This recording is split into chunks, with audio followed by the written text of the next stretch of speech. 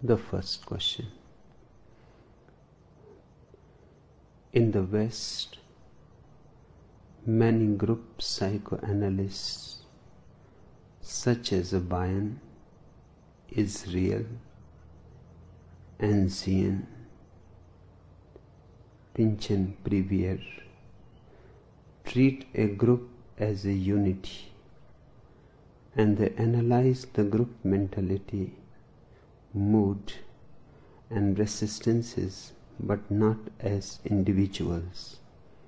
For them, as a man is made of many aspects and parts, but is a unity, so a group is made of many persons, but is a unity too. Here with you, the importance of the group is very much stressed in therapy, work, meditation, energy darshan. On the other hand, great importance is given to individuality. Bhagwan, please, has a group a kind of unique soul beyond individuals, or is it only a bunch of people occasionally gathered together? Are there different social and ethical implications concerned in such a case? Please comment.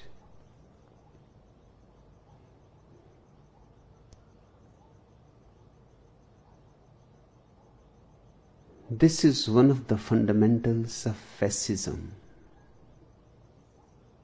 that individuals don't exist. Only groups are real. But then the problem arises, where you will put the full point. If the group is real and individuals are not real, or are just parts of the group, then the church is far more real. It is a bigger group. Then the nation is far more real, because still it is a bigger group. Then the whole humanity is still more real, because it is a bigger group, and the individual is completely lost. And whenever there is a conflict between the individual and the group, of course, the individual has to sacrifice himself, because he is unreal. He exists only as a part of the group. This is the way to destroy revolution completely, totally. This is not psychoanalysis. This is trying to bring fascism from the back door. But all the societies love fascism. No society wants individuals, because the very existence of the individual is a question mark on many things the society goes on doing. An individual is bound to be a rebel. An individual is a non-conformist. He cannot conform. He can say yes only to things which he feels are worth saying yes. But it depends on his own feel, his own intuitive understanding, his own intelligence. He cannot be forced to yield. He can surrender out of love, but he cannot be made to surrender. He would rather die than to surrender. He cannot be an obedient slave. Not that he does not know how to obey. When he feels for something, when he is committed for something, involved with something, he obeys totally. But he is really obeying his own inner light. He is not following any commandments from the outside. To be an individual is to be non-political. The whole politics depends on people who are not individuals, who are only phony individuals, who appear to be separate but are not separate, dependent on the group, utterly dependent for their safety, security, respectability, power, prestige, for their ego. The real individual has no ego. Hence, he need not depend on the society. The society gives you the ego. And if you want to be on an ego trip, you have to depend on people.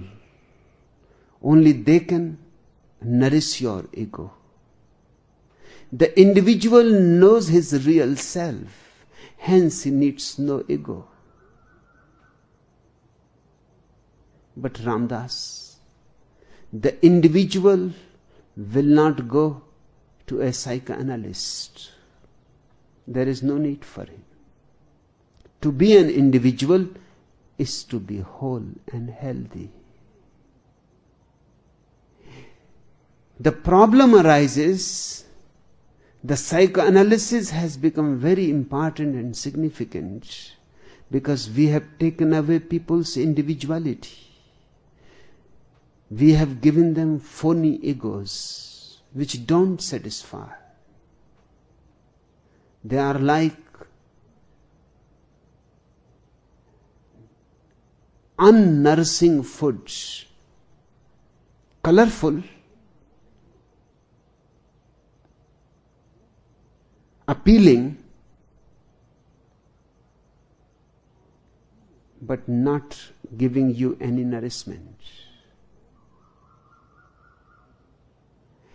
And the man who lives with the ego is always missing himself. He is always feeling empty, meaningless. He wants to fill his being with something. With food, he may become obsessed, just as a way to feel full. He can eat too much. He can become obsessed with food. Or he can become obsessed with money, with gold, with power. These are all ways somehow to feel significant. But nothing succeeds. Everything fails. You can hope only while things are far away. When you achieve them, suddenly you see you have been chasing shadows. You are not feeling empty because you don't have much money. You are feeling empty because you have not yet encountered your real self. You have not come to your authentic individuality. Meditation is the way to individuality. It makes you a light unto yourself. No, an individual is not a part. An individual is an universe in himself. But no society wants individuals. Hence, for centuries, individuality has been destroyed. And a plastic thing has been replaced. That plastic thing is called personality. People are very much confused about personality and individuality. They think personality is individuality. It is not. In fact, it is the barrier.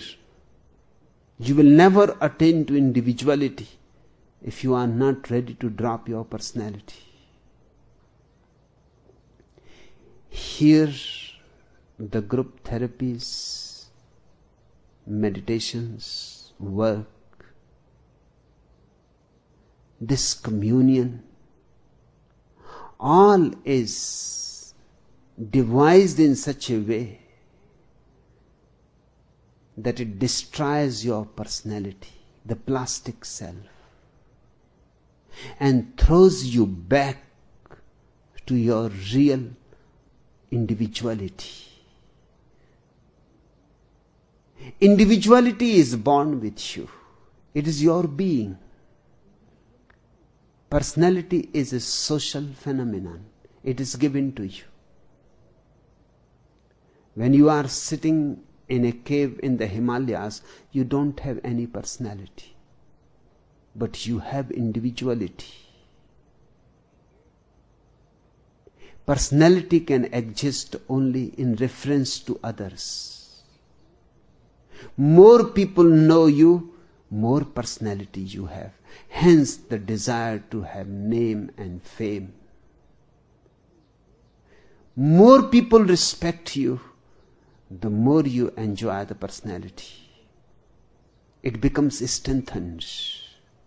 Hence a great longing for respectability. You can attain it through money. You can attain it by renouncing money. You can attain it by eating too much. Or you can attain it by eating too less, by fasting. You can attain it by accumulating things, or you can attain it by accumulating knowledge. But the whole idea is you are watching in the other's eyes how they are feeling about you. You can become very virtuous, very moral, just to attain a personality. But the personality is not going to fulfill you. And since the centuries, the individuality has been destroyed, people are carrying personalities. In these groups, psychotherapies about which you are asking me, and the people like Bayan, Israel, Ancien, Pigeon-Privière, and their psychoanalysis, who goes to these people? The people who have lost contact with their beings. The people who are too much confined to their personality and have no idea of an individuality. They are ready to become part of a group. They feel very at ease to become part of a group. Because the moment they become part of a group, they have no responsibility. They can relax. They have no anxiety.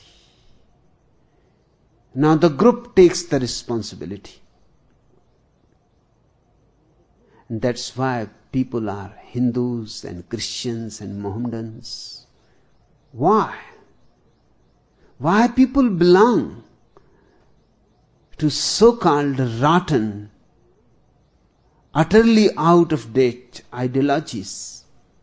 For a single reason. It gives you security, a feeling that you belong. That there are people who are with you. You are not alone. The Christian knows that millions of people are Christians.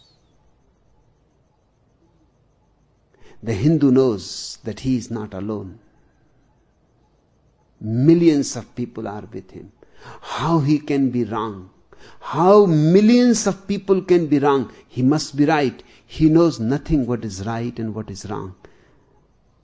But the crowd around him gives him a feeling. A false feeling, obviously. Truth has nothing to do with the crowd. Truth has always been attained by individuals. A Buddha attains it, a Jesus, a Muhammad, a Moses, a Zarathustra.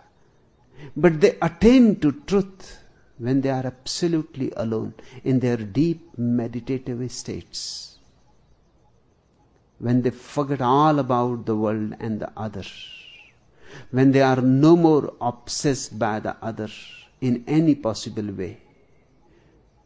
When they are utterly alone, drowning in their own consciousness and reaching to the very core bottom of it, then they know what truth is. But the crowd keeps you away from yourself.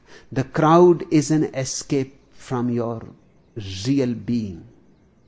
The crowd makes it possible for you to remain interested in the others. It never allows you any self-encounter. The groups in this commune have a totally different orientation. It is not to force you to become part of the group. On the contrary, the group is just a help for you to drop your personality and be individuals. If by dropping your individuality you become part of a group, you are committing suicide. And that's what these people are helping people to do. People are tired of themselves. They want to commit suicide. If they cannot commit suicide physiologically, at least psychologically they can commit. They may not be courageous enough to commit a real suicide. Hence these group psychoanalysts are giving them ways to commit psychological suicide. Become part of the group. Becoming part of the group, you are no more anxious, no more burdened. For a few days while you are in the group, you feel a certain kind of relaxation. Out of the group, you will be back in your personality. Hence, you will need the groups again and again. After a few days, few weeks, you will again feel to participate in a group. Now, group becomes like an intoxicant which helps you to forget yourself. This is not the purpose here.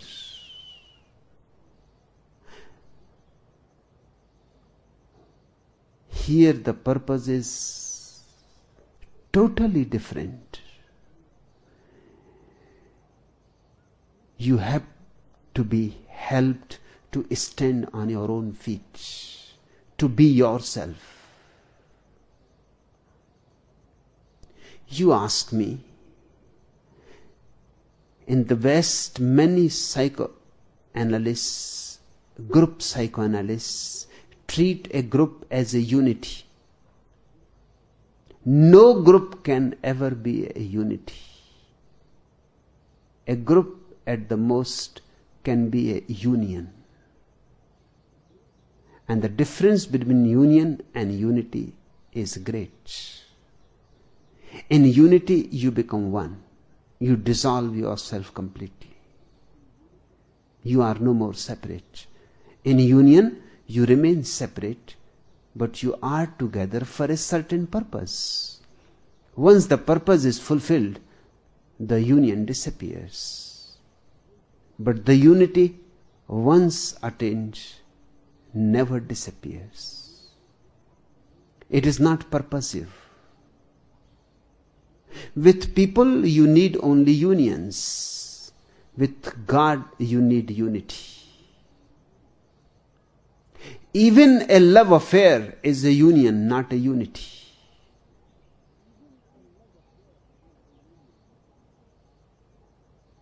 A friendship is a union, not a unity. Once the purpose is fulfilled, the love affair will disappear. You may cling for a few days just out of a sense of gratitude, out of a sense of responsibility, duty, out of a sense of all the promises that you have given in the past. You may cling for a few days, but that clinging cannot go for long. Sooner or later it is finished. The purpose is fulfilled. Unity means there is no way to finish it. It can only be with God. Unity with God, union with people. In unity, you become one, inseparably one. But in a group, you are not inseparably one. It is a temporary commitment. You can drop out of it any moment. You can say no any moment. You still remain capable of separating yourself. Remember the distance, the difference between unity and union.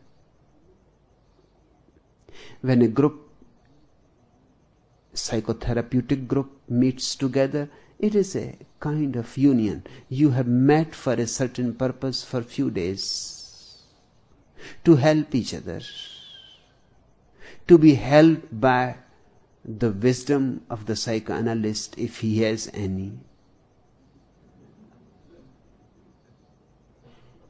He may not have any.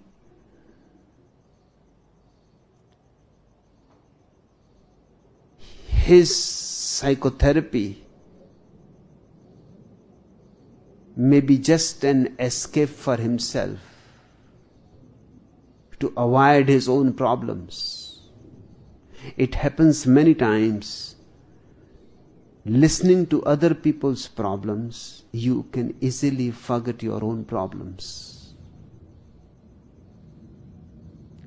Getting involved with other people's anxieties, you can avoid your own anxieties. They look very small compared to other people's problems.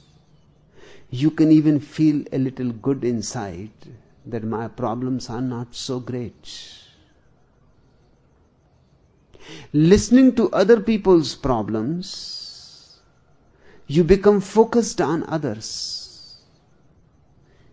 Your so-called psychoanalysts, more or less, are simply avoiding their own problems, because I know them.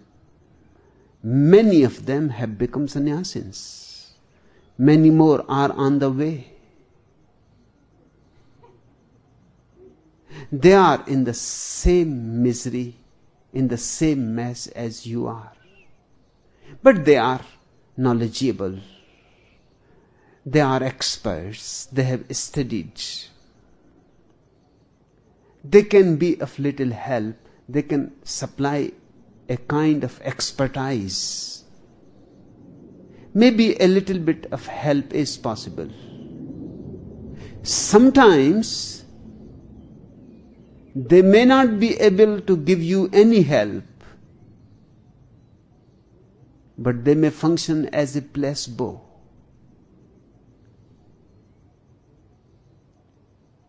A placebo literally means that which pleases.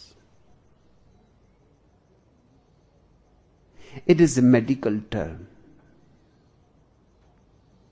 Sometimes there are people who come to the physicians who have no problems, no real problems, just imaginary problems. They are given placebos, just sugar pills. They have no medicinal quality in them. But the patient believes that he has been given great medicine. His illness is imaginary. He needs an imaginary medicine. A real medicine will create some trouble. Taking those imaginary medicines, he is helped. He feels good. Sometimes it happens, the moment the doctor comes to see you, your half the disease is already gone. He has not given you any medicine, but just he comes smiling, holds your hand, and now you know that you are in the hands of an authority. That's enough to feel relief. And his smile and his authoritative manners and all the gadgets that he brings, the cardiogram, the stethoscope, the thermometer, and few things he does on your body, and then he smiles and says, don't be worried. This will be gone within 2 days. Half of it is already gone. Hence, a doctor has to take bigger fees. If he takes no fee from you, you will not be helped. Bigger the fee, greater the doctor. When you come to the highest authority, certainly you know you are going to be helped. It is going to happen. This man is a magician. Whomsoever he touches, he cures. This very belief is medicinal. And then any medicine will do. Much depends on the physician and his demeanor.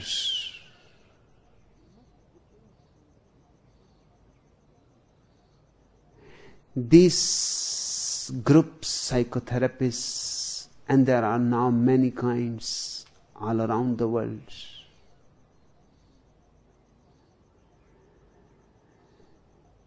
They are a kind of placebo. You feel good knowing that somebody knows. He may know, he may not know. My own observation is that they are much more in a mess than you are. But they have found a way. The psychoanalysis may not help you, but it helps them. I have heard a young woman entered into the office of a psychoanalyst. The psychoanalyst immediately said, undress. The woman said, but I have no physical problem. It is a question of my mind. The psychoanalyst said, have you heard me or not? Undress. If you don't want to undress, get out. Then I don't take the case at all. Now what you do when some authority says undress? You undress. Reluctantly, but the woman did it. And the psychoanalyst jumped on the woman. Made love to her. And when they were out of the bed, the psychoanalyst said to her, now this takes care of my problem. What is your problem?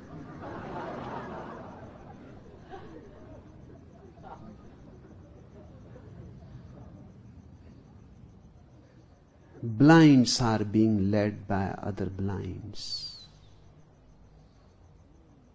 I am not a psychoanalyst. I am not here to treat your minds and cure them. I am here to bring you out of your minds. Healthy, unhealthy, neurotic, non-neurotic. It doesn't matter. I don't take any note of your mind, what kind of mind you have. Any kind of mind. You have to be taken out of it. So I don't go in the details. I simply start hammering.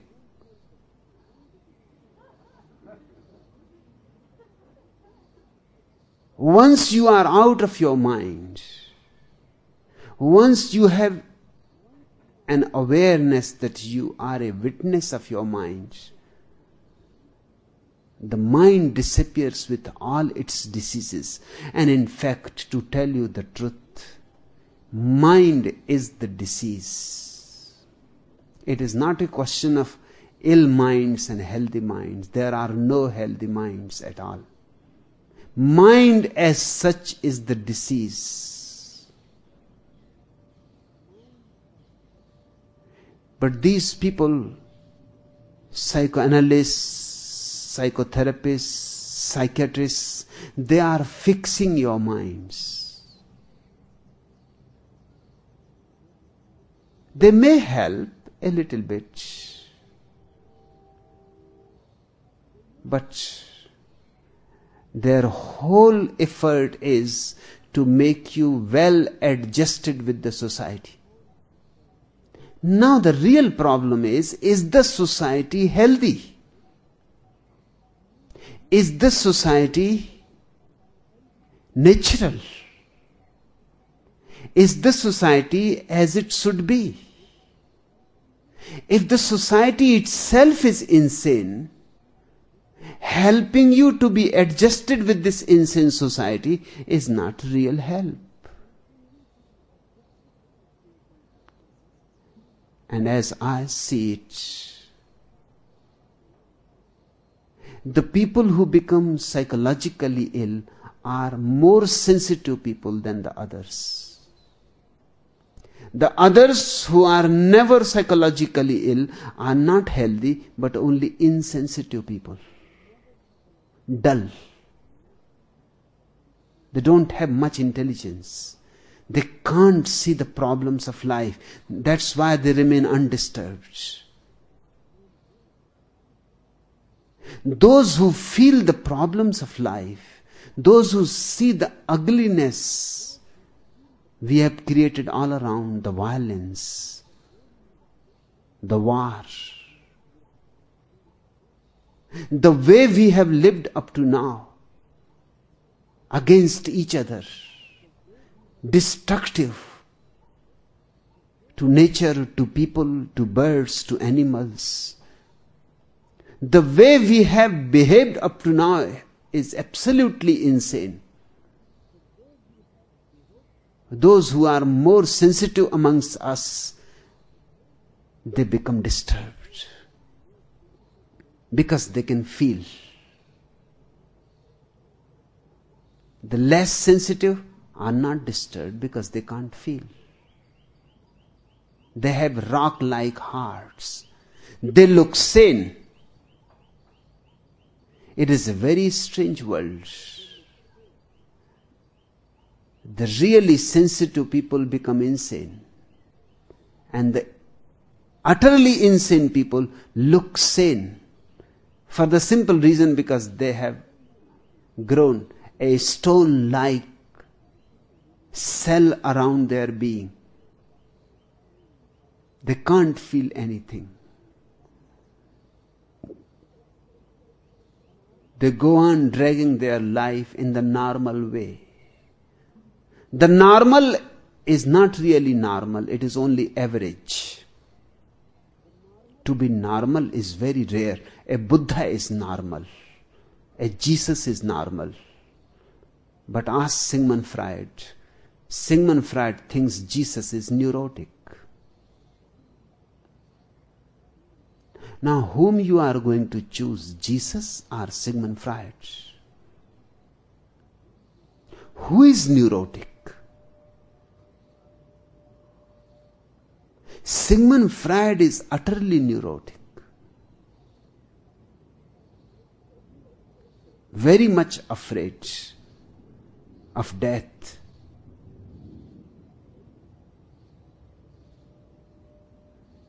And he calls Jesus neurotic, who goes to his death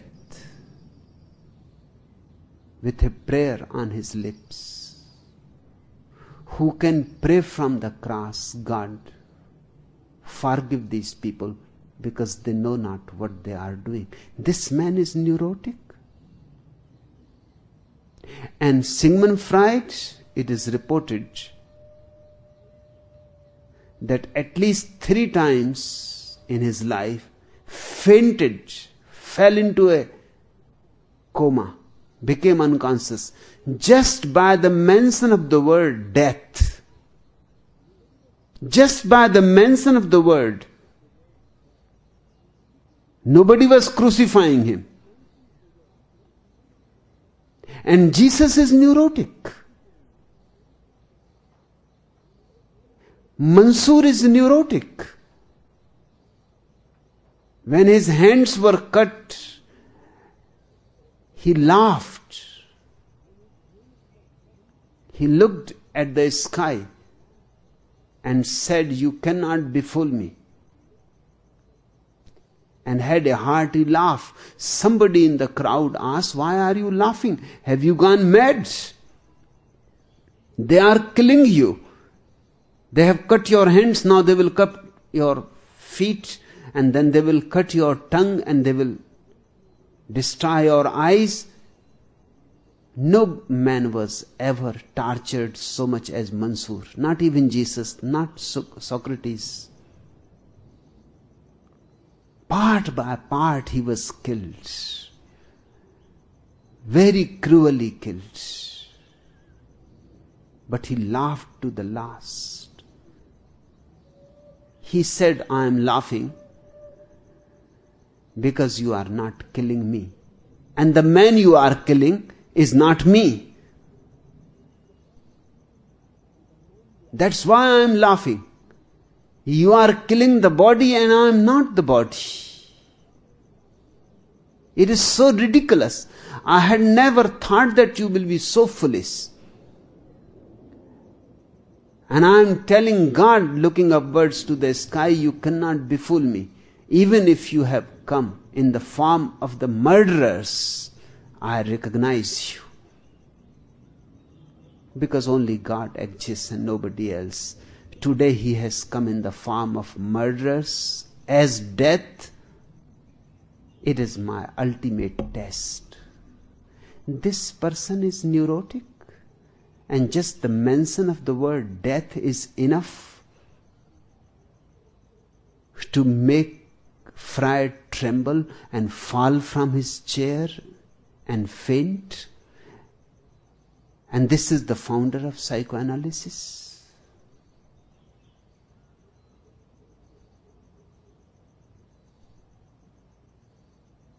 Psychoanalysts are avoiding their own problems. Except a man enters into meditation, he goes on avoiding his problems. You ask me, Ramdas, here with you the importance of the group is very much stressed in therapy. Yes, but always as a union, not as a unity. It is a temporary arrangement, an experiment. You are not to become one with the group. You have to function in harmony with the group, but you remain the individual. Just like in an orchestra, different instruments are being played, but each instrument remains different. unique. It contributes to the whole. But you can contribute to the whole only if you are separate. Otherwise, who is going to contribute and to whom? In an orchestra, the flute player is contributing. The guitarist is contributing. The pianist is contributing. But the pianist is a pianist and the flute player is a flute player. The flute is flute and the piano is piano. They retain their individuality. But for the moment, they have joined hands together. It is a union, not a unity. The flute has not become part of the piano. If it becomes, the whole beauty will be lost. Here in the groups, the emphasis is that you should be individuals and yet capable of functioning in harmony with others. That's what is happening on a greater scale in the whole commune.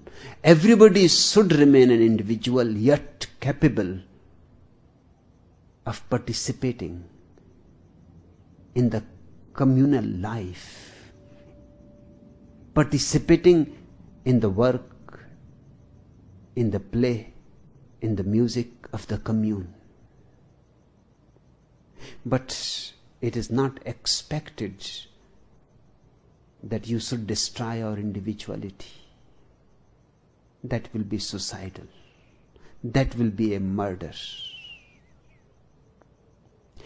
On the contrary, the whole effort is to sharpen your individuality, to give you more and more uniqueness. The more meditative you become, the more unique, incomparable you become. The Buddha is a peak, part of the infinite universe,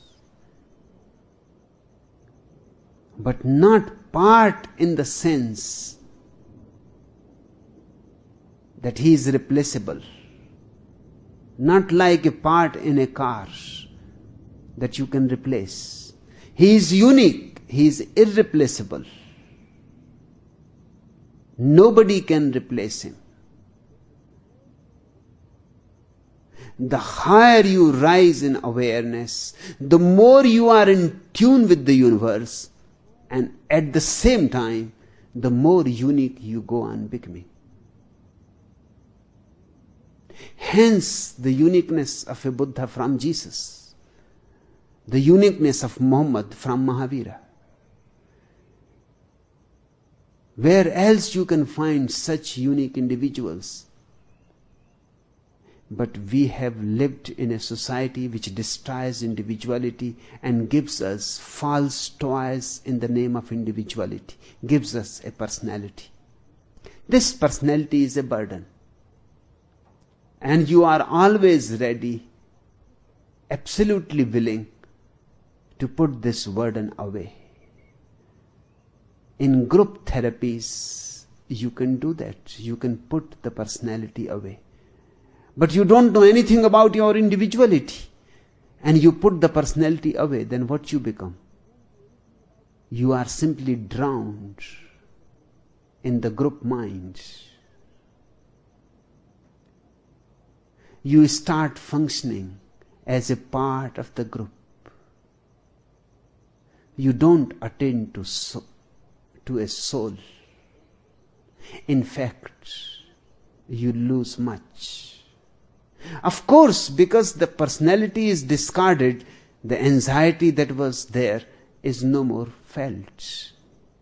But this is not a way to get rid of anxiety. It will come back. How long you can live in a group? Sooner or later you will be back in the society. And there you will again cling to the personality. It will be needed. And soon the desire will arise to go to another group for a few days to put the personality away. So you can feel free. But that freedom is at a great cost. Freedom is good only if it happens around the center of your individuality. Otherwise, it is not helpful. It is harmful. The group that takes your individuality away destroys you.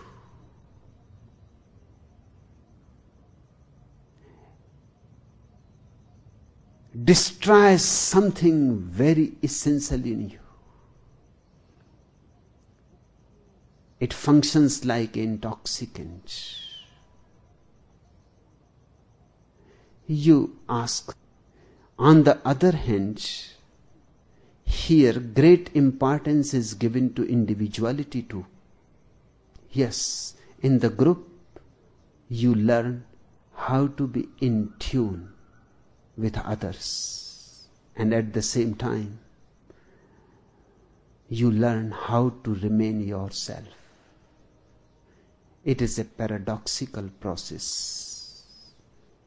Remain yourself more and more, and yet become a great contribution to the orchestra of life. Between these two poles, your real being will become more and more sharpened. You say, Bhagwan, please, has a group a kind of unique soul beyond individuals? No. But a group can have a mind, not a soul.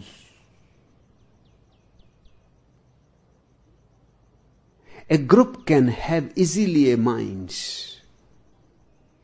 That's how people are. All the Mohammedans have a certain kind of mind. I was a student in the university and I was staying with one of my professors. He loved me tremendously. Not only he loved me, he was a rare man, very old. Must be almost of the same age as my father. He not only loved me, he respected too. I had to tell him again and again that I am just your student. You need not be so respectful to me. It was embarrassing for me sometimes, because whenever I will enter in the room, he will stand up, even if there were other people. Once the Vice Chancellor was present, I entered in the room, he stood up. The Vice Chancellor could not believe his eyes. I had to ask the Vice Chancellor to forgive me. It is all my fault. I should not have entered.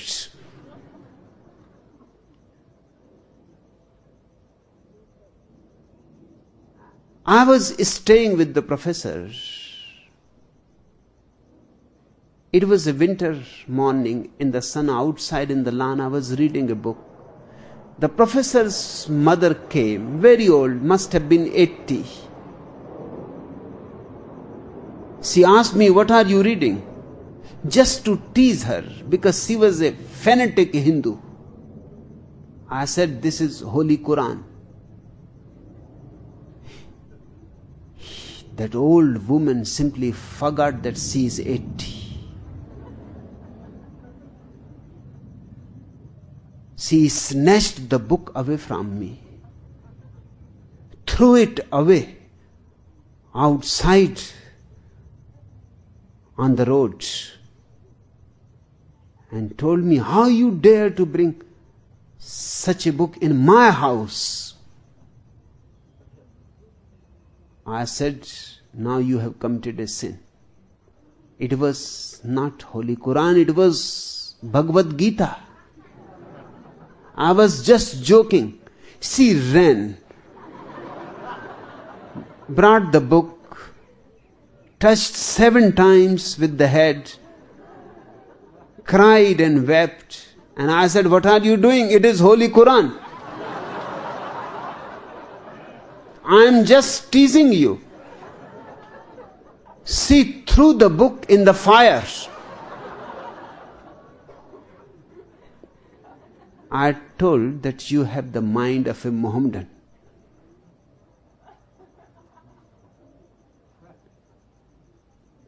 Mohammedans have a very obstinate, stubborn mind.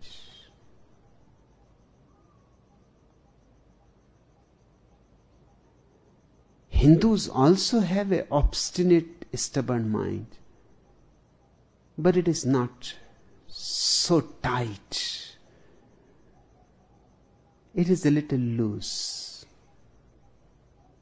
And the reason is because so many Buddhas have happened in this country, and they have been hammering on the society. They have made it loose from many places. But Mohammedans have not known anybody else except Muhammad.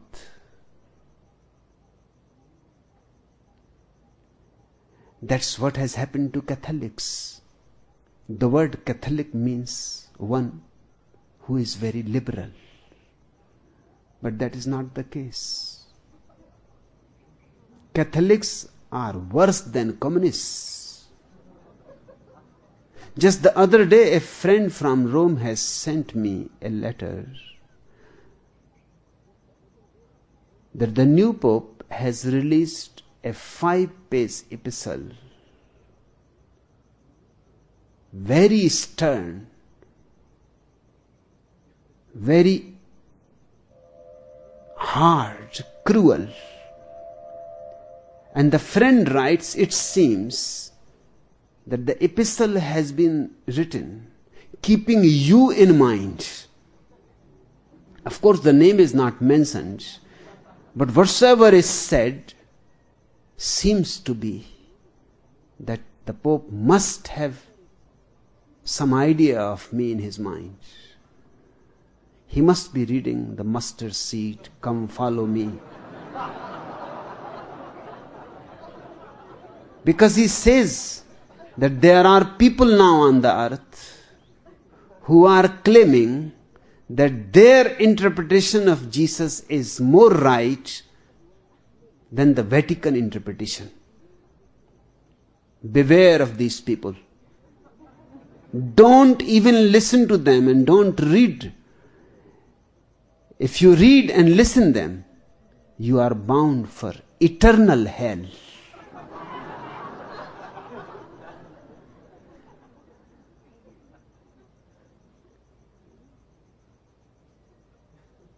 Now these people create a certain mind, but not a soul. Catholics have a certain mind, Mohammedans have a certain mind, Hindus have a certain mind. People who have no individualities start having a certain mind. The mob mind.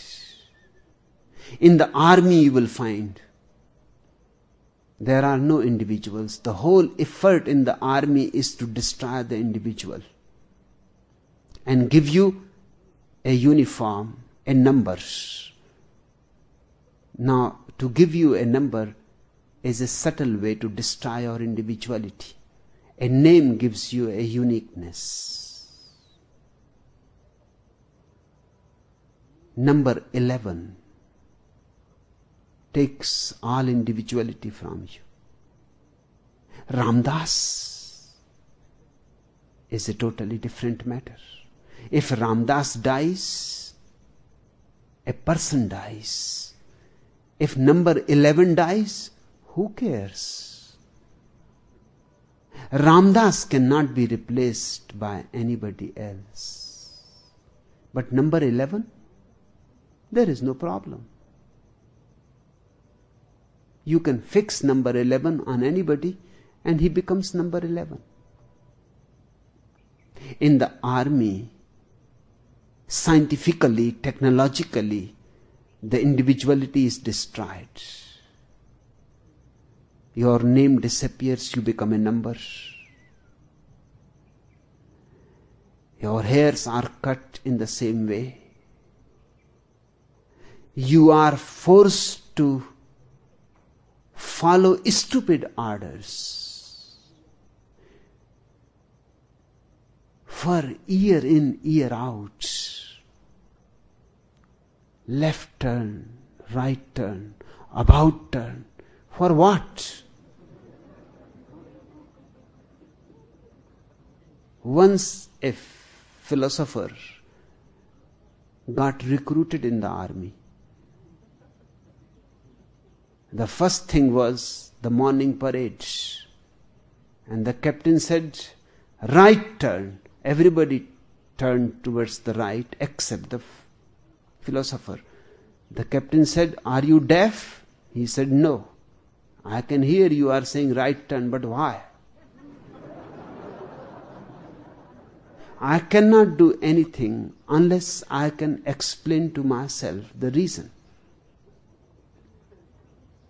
No, you don't say such things in an army. And the professor was very well known. And the captain said, this will be difficult. I myself don't know why.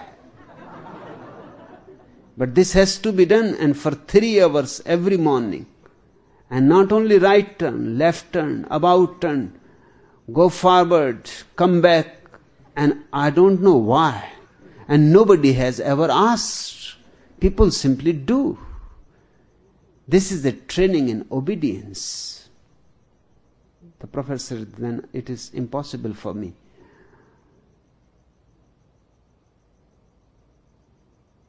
He was given another job in the kitchen. Something that he can do, creating no problem for others. He was given a full bag of peas and told to sort them out, smaller ones on one side and the bigger ones on another side. After 2 hours, when the captain came, the philosopher was sitting in the Rodin posters with his hand in great thought. And the peas were exactly there as they were left. The captain said, what are you doing? Have you not started yet? He said, how can I start? Because there are few big ones and few small ones and few which are in between. Unless I know exactly where those which are in between go, how can I start? He has to be discharged immediately from the army. This type of people are not needed in the army, and they can become contagious. In the army, there is no why. You are simply told to do such a thing, and you have to do it. In fact, the more stupid thing it is, the better it prepares you for the work of the army. For years, following stupid orders, one day they say, shoot this man. And you shoot the man robot-like, without asking why. You have forgotten how to ask why. In the army, the group mind arises. Not a group soul, remember. Soul is always individual. Mind is always group. Any mind, watch carefully and you will find it belongs to some group. If you believe in God, that means you belong to a certain group who believes in God. They have given the idea, the conditioning to you. What are your beliefs? From where they come? They come from the social mind, from the church, from the state. You can find the source from where they come. You can watch your mind and you will be surprised that all that you carry in your mind and think it is yours, it is not yours. It has all come from different sources. From parents, teachers, priests, politicians. Others have given it to you. There is something like a Hindu mind, and there is something like a Mohammedan mind, and something like a Jaina mind, and something like a Buddhist mind. But there is no Buddhist soul. There is no Christian soul. Mind certainly belong to a group, and it can happen that if you participate in a psychotherapy group, you may become part of the mind of the group leader, the ideology. It happens. It is now a well-known fact. If you go to a Freudian psychoanalyst, slowly, you start bringing dreams which are needed for Freudian psychoanalysis. You start adjusting with the psychoanalyst. It is a very subtle process. If you go to the Jungian psychoanalyst, you bring other kinds of dreams to him. If you go to the Adlerian, again different kinds of dreams you dream. As if somehow you start buttressing the ego of the psychoanalyst. He buttresses your ego, you buttress his ego. It becomes a mutual arrangement. He interprets your foolish dreams with such great detail and brings such beautiful meanings to them, such profound significance to them, that naturally you would love to bring more and more dreams of the same kind which make him happy.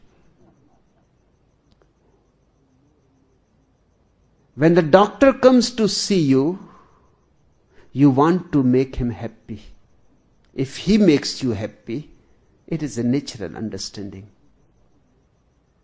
that you want to tell the doctor that your medicine is helping. I'm getting better. And you are not lying. You are not consciously, deliberately cheating him. This is a simple process of becoming part of another mind. In the army it is very, very prominent, but in the society also it is very prominent. Sergeant Major McGregor walked into a Glasgow drugstore and took a beat-up condom out of his kilt. How much, man, he asked the proprietor, would it cost to fix this? Let us see, murmured the druggist. I could launder and disinfect it, heat, weld the holes and tears and insert a new elastic in the top. That would cost you 2 shillings, the same price as a new one. McGregor said that he would think it over. He returned the next day. You have convinced me, man, he announced. The regiment has decided to replace. The regiment. In the army you will find it absolutely clear cut that the people have lost their minds. The regiment has the mind.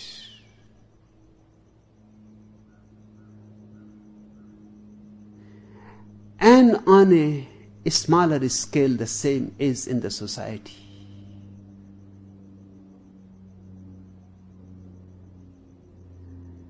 But my effort here is to create individuals. And the soul is always individual. It cannot be given to you by anybody.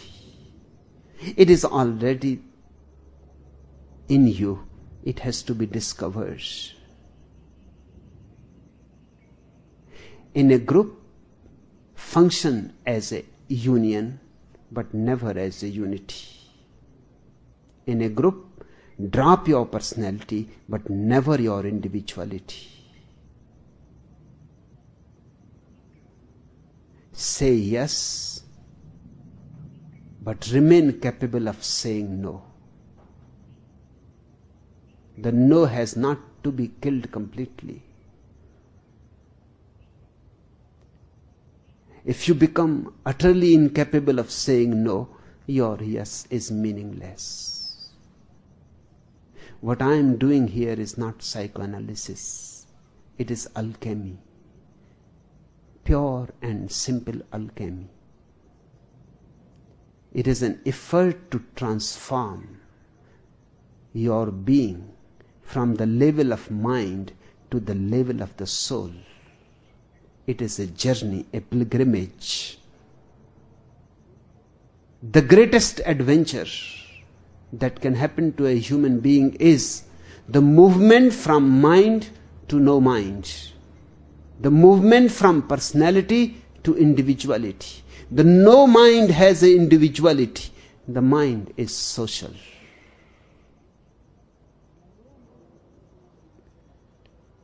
The second question. What is hell? Is there really such a place?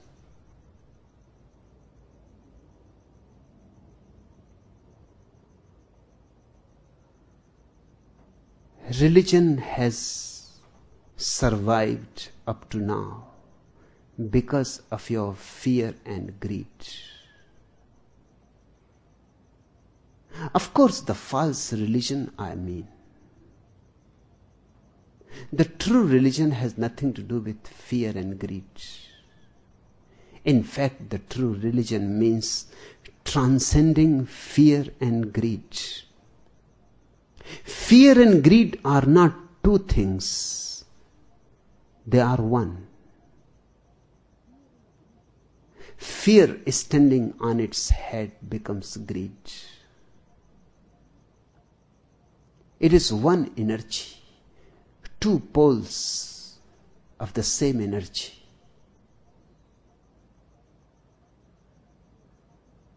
The priests must have discovered it very early, that man can be dominated easily if he is made afraid. They created hell. It is imaginary. It is pure imagination. There is no place like hell. Of course, there is a space like hell, but no place. Hell is not geographical. It is psychological. It is not down somewhere underneath the earth. If you go on digging, if you dig a hole from here, and you go on digging and digging, you will reach to America.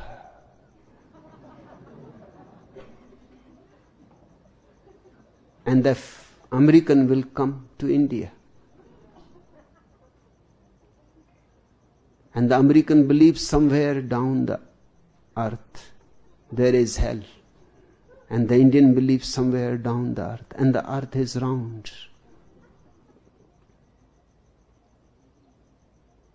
And there is no heaven either. That is to satisfy your greed. Hell is to create fear, and heaven is to create greed. And these are the two strategies of the priests to dominate you, to oppress you, to exploit you.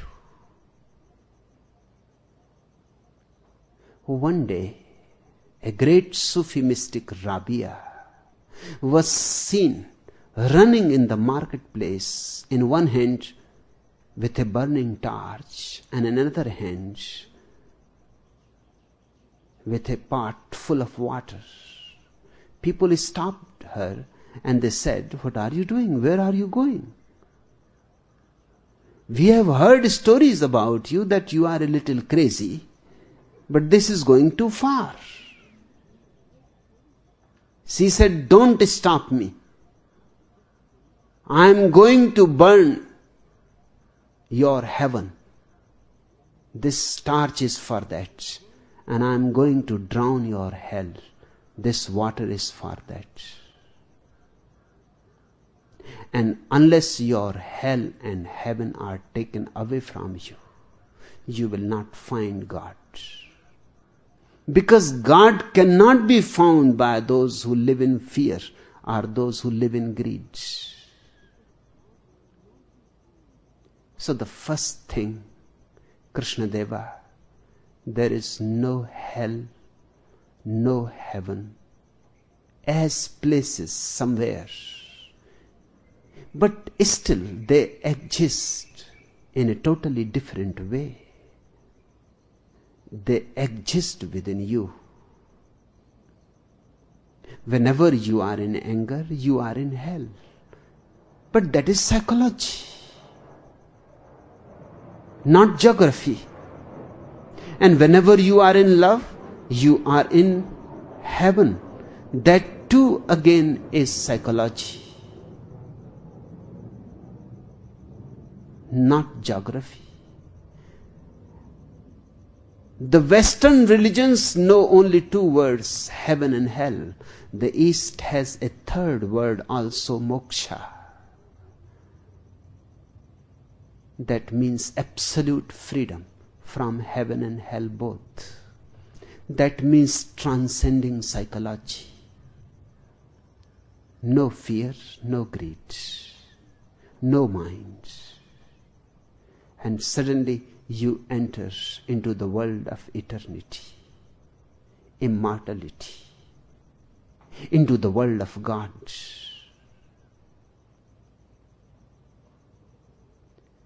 You carry your hell within you, and you carry your heaven within you, and each moment it is up to you to be in hell or in heaven. I have heard about a great saint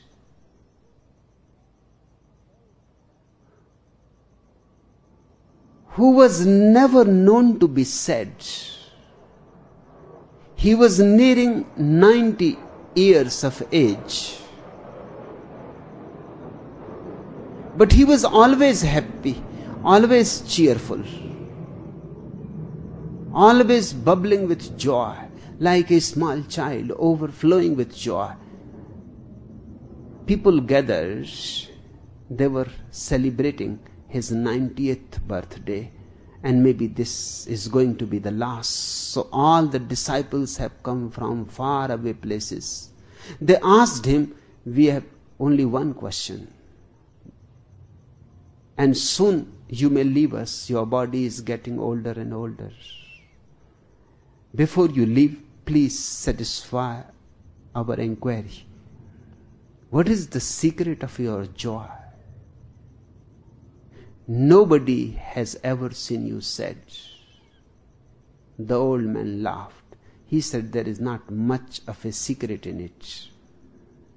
Early in my life, I discovered that it is up to me to be in hell or to be in heaven. So every morning when I wake up, the first thing I ask to myself is, what do you want today? Heaven or hell? And I always decide for heaven. That is my simple secret. A whole busload of women from the Hadsa and the United Jewish Appeal overturned on a Miami freeway, and everybody was killed. In heaven, St. Peter, without thinking, assigned them to hell. They had hardly been there a week, however, when Satan phoned Peter and demanded that he remove the women to heaven. They were a disrupting influence. Why? What have they done? Asked Peter.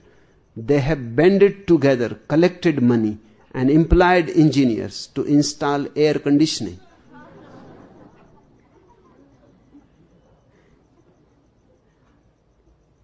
If you have intelligence, awareness, even in hell,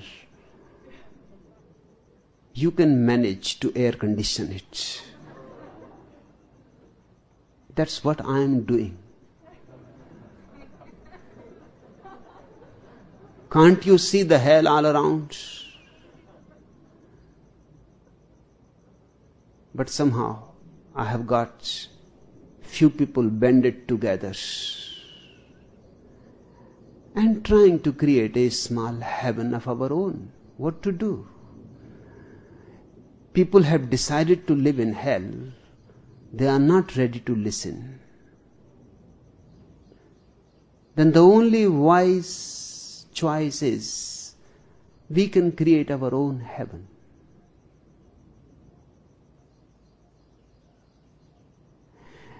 And if we can create our own heaven, that will become an example, a model, that this way also one can live. When people come for the first time to our commune, they are surprised. Just the other day, a young priest has written a letter to me, a Catholic priest, who now has become interested in me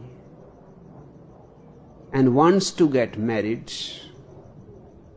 and wants to get rid of the Catholic Church. He has written a letter to me that I have heard that you have got the most beautiful people around yourself in the whole of the world. Can you find a wife for me?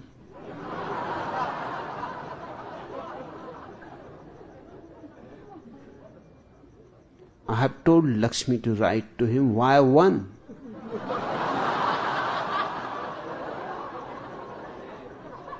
You just come here and I need not find any wife for you.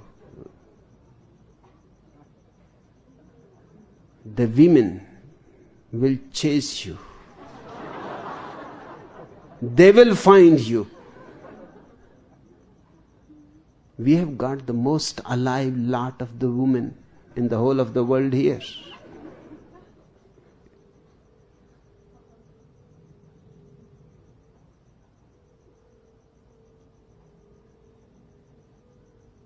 Heaven and hell are not realities, but ways of living. You can live in jealousy. That's how people live. You can live in competition. You can live in conflict. You can live in ambition. That's how you have been brought up to live. This is the way to hell. A Zen master was asked by the Emperor of Japan. The Emperor had come and asked the same question, Krishnadeva. Maybe you are the reincarnation of the same Emperor.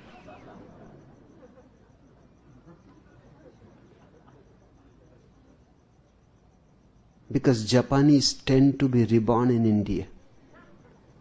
This is the land of their master Buddha. Every Japanese keeps the desire someday to come to India. If they die without coming in this life, they are reborn here. They die with the desire. The emperor reached the Zen master and asked him, what is hell and what is heaven?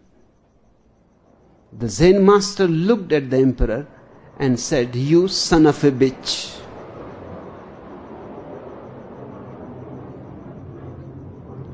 Have you lately looked your face in the mirror? I have never seen such a dirty looking fellow before. The emperor was enraged. He had not expected such a thing from such a great saint. You don't know great saints. You know only small puny saints. A real saint is not a cat, he is a tiger.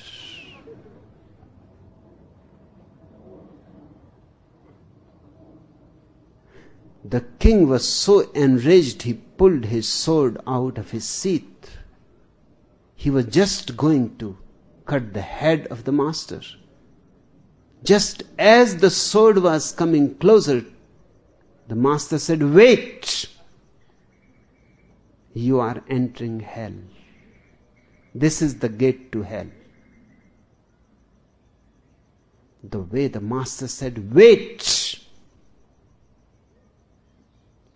was so powerful that the king's hand was stopped in the middle. And he understood. True. He threw the sword away, fell into the feet of the master, and the master laughed and said, this is the way to heaven. You have already experienced both within a single moment. The distance is not far. Whenever you are surrendered to existence, whenever you live in trust, love, prayer, joy, celebration, you are in heaven. But what I am doing here is to help you to go beyond both, because the person who lives in heaven can fall in hell any moment. Because they are not far away, they are very close by.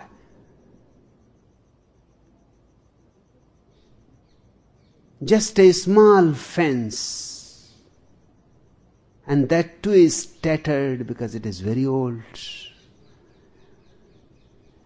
And for centuries there has been an argument who should repair it.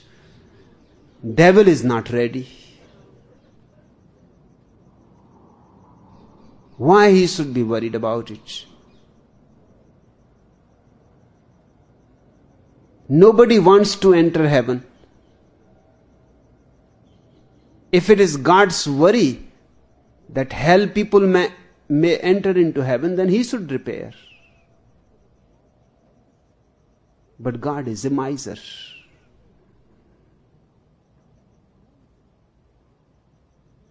And they go on quarreling. One day it happened, God said, if you don't repair the fence, which has been really destroyed by your people and your nuisance on the other side, our people have not done anything. I am going to the court. The devil said, you can go, but where you are going to find an advocate? They are all here on my side. Go to the court.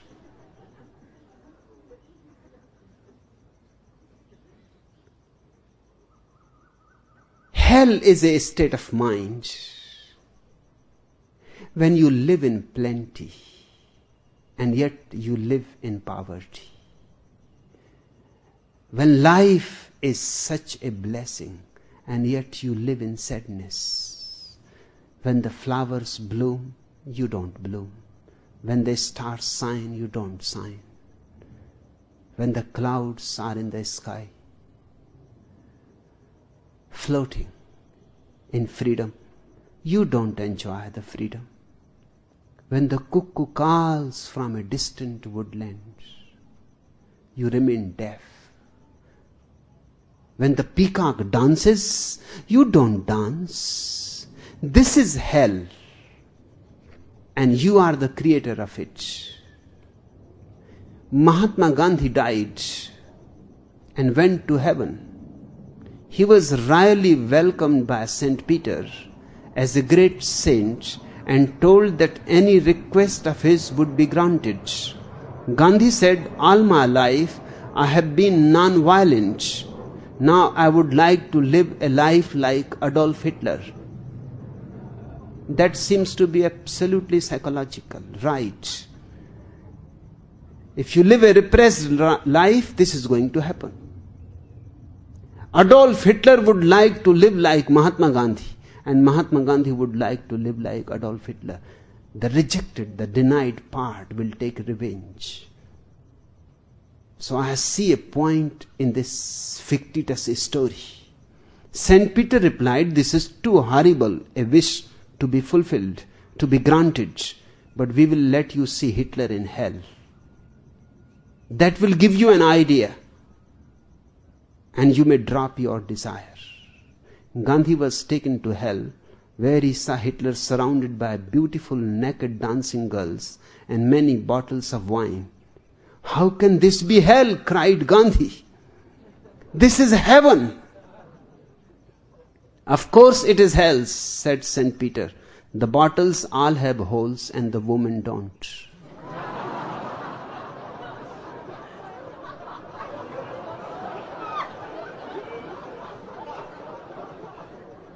The fourth question: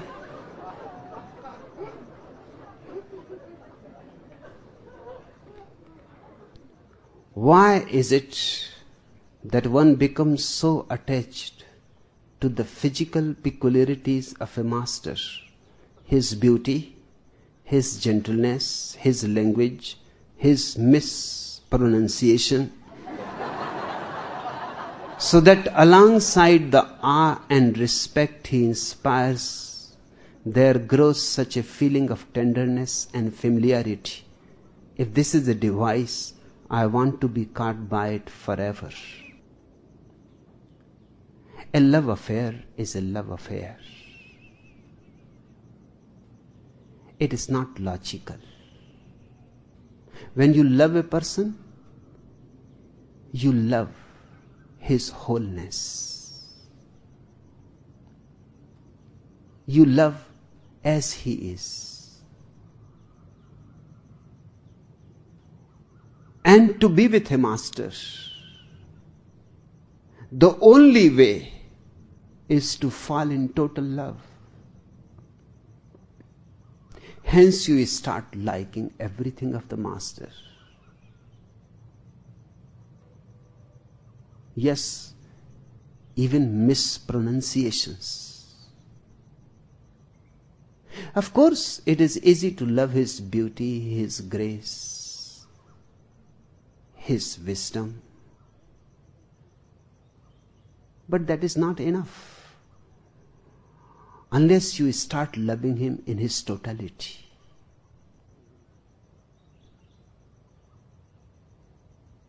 I know that if sometimes I don't mispronounce few words, you miss. When I mispronounce, I can see the joy.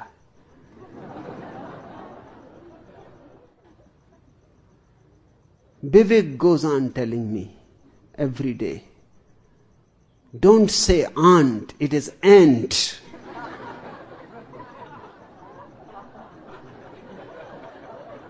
And whenever I come across it, just to be compassionate to you, I again say aunt. And there is one difficulty more.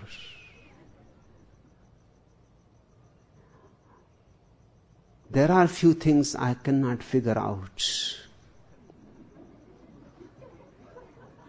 My whole life I have been unable to figure out what is left and what is right. In school, when I used to go to the parade, I used to write on my hand, this is right, this is left.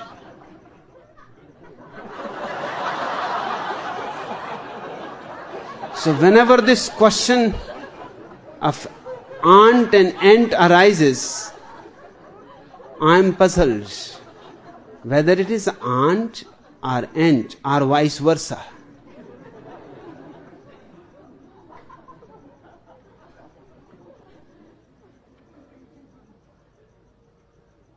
Yes, it is a device. If you can't love me in my totality, you will miss me.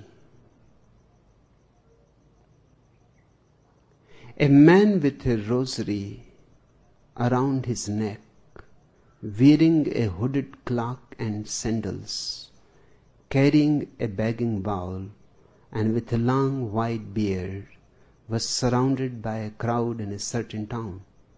They clamored for his blessings, and he led them to the top of a hill, where he sat in silence for several hours. Finally, someone approached timidly and asked him to address them. "I know that you have all been waiting for the words of the great teacher so and so," he said, "and I hope that his visit to this town, which is now over, has conferred the customary blessings upon it. But my own job is now finished, as he will have passed through the streets in our absence." "Then who are you?" shouted a frenzied worshipper. "Me? I am the decoy." He was just a device of the master, so that the foolish people can go with him outside the town and the master can pass through the town unhindered, undisturbed. Or will be met only by those who have eyes. All those who were blind followed this man because they can only see the outer garb. He looked like a master. They followed him. Only very few people must have remained in the town who were not deceived by the personality.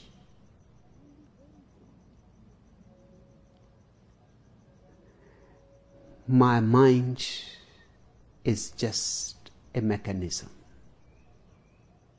For me, now, it is absolutely useless.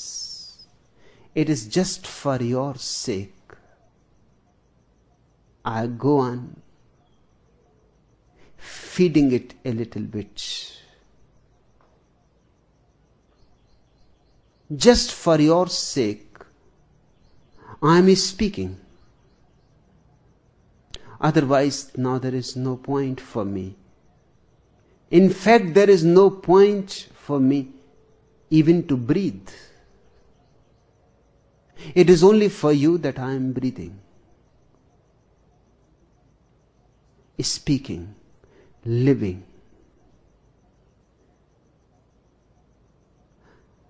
Those who have eyes will be able to see it.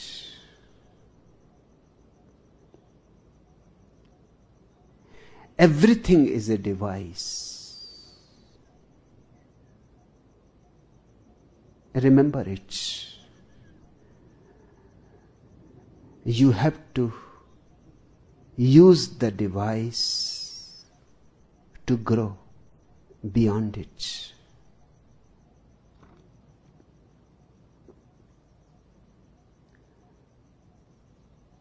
And as far as the pronunciation is concerned, it is a miracle that I don't mispronounce all the words. Or even when I mispronounce, you can still understand.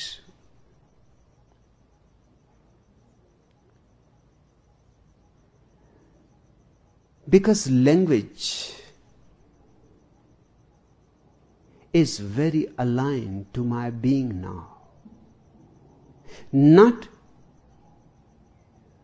English, but my own mother tongue is aligned.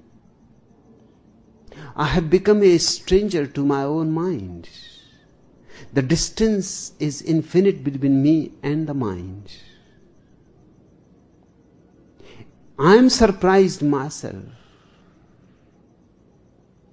that the mind goes on functioning.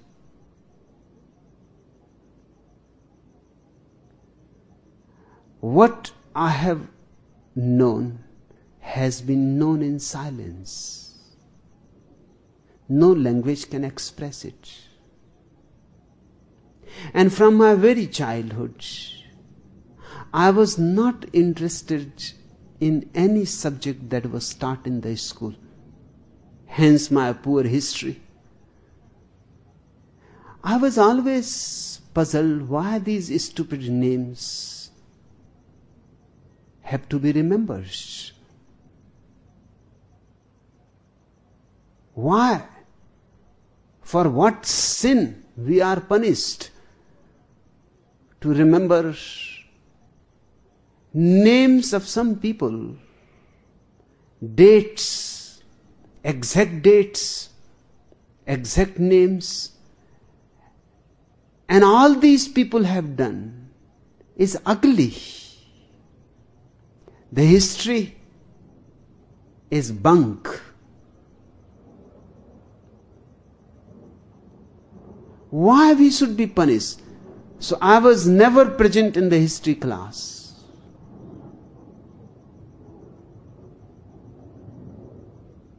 I was never interested in language, any language. My whole interest was from the very beginning how to transcend minds. Neither history can help, nor geography.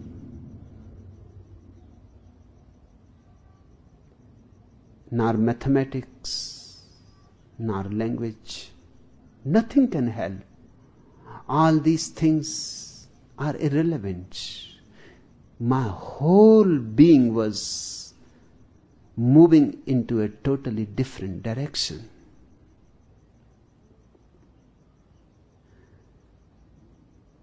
So it is just a miracle happening that I go on speaking to you, conveying to you something which cannot be conveyed, expressing something which is inexpressible,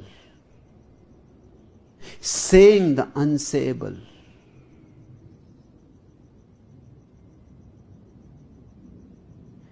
And you have to forgive many things. Lenders and his girlfriend were dining at the famous house of Hunglo. Lender said to the waiter, "Bring us some fried rice." The waiter left and returned with wonton soup. They ate it, and Lenders again said to the waiter, "We want fried rice." This time the waiter brought them 2 orders of egg roll. As the waiter walked away, Lenders called loud enough for everyone in the restaurant to hear, "How about the fried rice?" The Chinese waiter came back to the table and said, "Can't you pronounce fried rice, you plick?"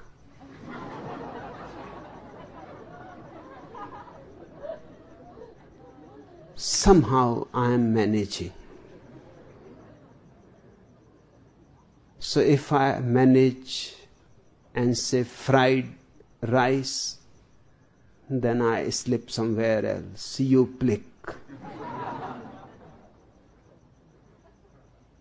You have to forgive me.